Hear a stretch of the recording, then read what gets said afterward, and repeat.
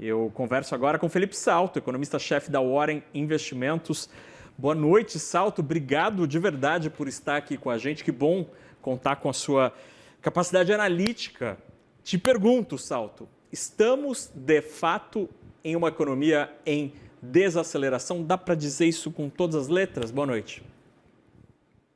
Boa noite, Nakagawa. Obrigado pelo convite. Cumprimentar você e a CNN e dizer o seguinte: pelos dados que nós estamos acompanhando já de alguns meses para a produção industrial, a pesquisa do comércio, serviços, também os dados de emprego, que ainda tem uma robustez maior, talvez, a despeito do que você falou sobre a geração de vagas, né?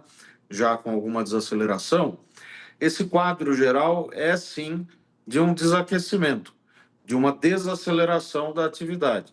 Como não poderia deixar de ser, porque como a taxa de juros está muito alta, ela é bastante contracionista nesse momento, essa taxa de juros de 15% ao ano leva a um quadro de encarecimento do crédito, de desestímulo ao consumo e ao investimento, então a atividade finalmente começa a reagir. Outra evidência é que as perspectivas para a inflação, se a gente observar a pesquisa Focus, que coleta essas estimativas do mercado, também estão melhores. Parece haver um certo arrefecimento da inflação esperada para os próximos anos. E os indicadores correntes de inflação também. Então, tudo vai caminhando para um cenário que é o que o Banco Central deseja, de maior convergência da inflação para os compromissos fixados ali pelo Conselho Monetário Nacional, a meta de inflação. Mas esse cenário, Salto, ele está sendo... Há uma confirmação do que o Banco Central gostaria? Porque 3 meses atrás, 6 meses, a gente tinha uma expectativa de que, de fato, o Banco Central começaria a cortar o juro, talvez em algum momento neste ano. Mas as últimas indicações de Gabriel Galípolo e dos outros diretores vieram talvez num tom um pouco mais duro na comparação com o que parte do mercado esperava. Por que o Banco Central está tão cauteloso? A isso mora menos em 2025 e talvez mais na incerteza de 26? Então, é uma boa pergunta, porque, na verdade, os olhos do Banco Central, e quando a gente observa as participações aí dos diretores, do próprio presidente Gabriel Galípolo, né, em eventos, isso deixa muito claro que os olhos do Banco Central eles estão já lá na frente, final de 2026, início de 2027. E, claro, quando a gente olha as expectativas e as projeções, ainda não há, mesmo nesse horizonte mais longo, se pegar final de 2027, por exemplo, uma convergência para o centro da meta, que é 3%. Por outro lado, a meta é bastante ousada, como a gente sabe, é uma meta muito baixa e mesmo com os juros bastante elevados, a meu ver, bem acima daquilo que seria a taxa neutra de juros, que os economistas calculam como uma espécie de nível acima do qual pode-se considerar que a política monetária está operando em modo contracionista, mesmo com essa política mais contracionista, nós ainda não temos garantido o centro da meta, que é 3%, mesmo num horizonte maior. É por isso que o Banco Central não pode começar a reduzir o juro já ao longo desses próximos meses. Eu entendo que a redução vai começar no início do ano que vem, provavelmente, que é para onde está se formando esse consenso. Se você consultar hoje os colegas no mercado financeiro, indicam que o início do próximo ano deve ser deve ser o momento para começar a reduzir a Selic. Agora, há uma incerteza grande, né? Você tem, de um lado, vários fatores baixistas na inflação, principalmente a taxa de câmbio. Quem imaginaria que o câmbio ia estar rodando ao redor de 5,30, quando bateu lá no final do ano passado aqueles 6,30, né? Impressionantes. Então, isso ajuda a inflação, ajuda a conter a inflação domesticamente. Também a inflação de alimentos. E, em geral, os indicadores de inflação estão apontando para baixo, para alguma desaceleração.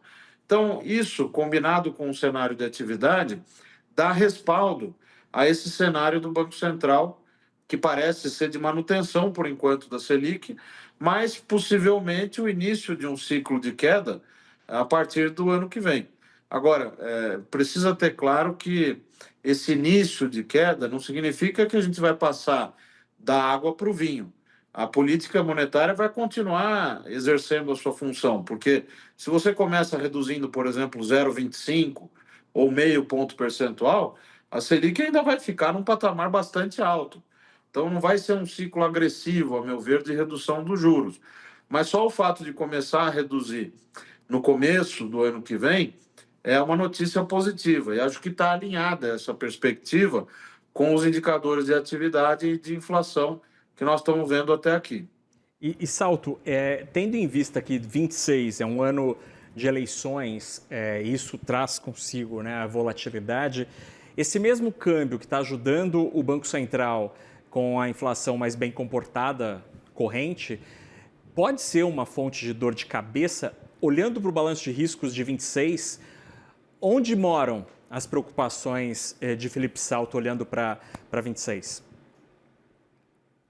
O fiscal continua a ser o principal calcanhar de Aquiles, porque nós temos uma política fiscal que ainda é geradora de déficits. O déficit primário esperado para esse ano, por nós aqui na Warren, é de 0,6% do PIB. Para o ano que vem, de 0,8% do PIB. E o déficit nominal, que é o déficit agregado do setor público, bastante elevado, né? Está aí na casa de 8% do PIB, com uma dívida que está caminhando para 80% do PIB. Então, se houver um conjunto de ações, por exemplo, para expandir gastos, para aprovar estrepulias em ano eleitoral, o que não se deve descartar, porque é sempre um risco presente em ano eleitoral, isso prejudica esse quadro mais benigno que eu colocava. A questão da taxa de câmbio, eu estou entre aqueles que pensam que essa tendência de desvalorização do dólar é muito forte. Esse fato de o real ter ganhado força relativa é menos pelo real e mais pelo que aconteceu com o dólar, em razão da nova política econômica dos Estados Unidos, baseada no maior protecionismo, que produz naquele país perspectivas de crescimento mais baixo, como vem apontando o Federal Reserve, que até começou a reduzir juros por lá em razão disso, a preocupação com o emprego e tudo mais. Então, essa tendência estrutural não me parece que vai se alterar.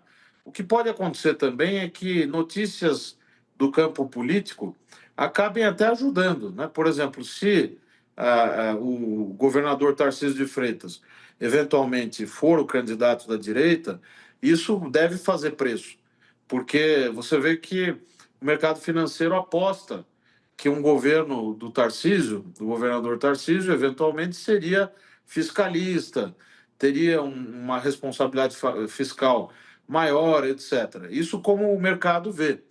E claro que essas coisas são antecipadas e são precificadas.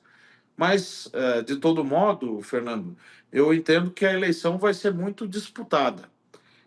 Por isso que a volatilidade é mais certa do que qualquer tendência que se possa antecipar desde logo. Com emoção, será assim em 2026.